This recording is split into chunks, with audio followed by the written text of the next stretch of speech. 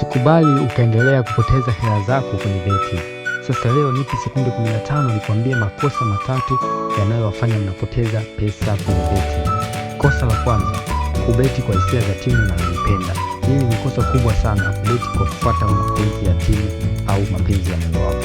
Kosa la pili, kufuata mikeka ya watu bila kufanya uchaguzi wako na ukajiridhisha kwamba unaweza ukaweka stake katika huo mkeka, kwani pia huwezi kujua ambaye amebeti kabeti kwa kufuata kanuni hipi ama kabeti kwa kufuata, huenda pia kabeti kwa kufuata mapenzi ya moyo wake binafsi.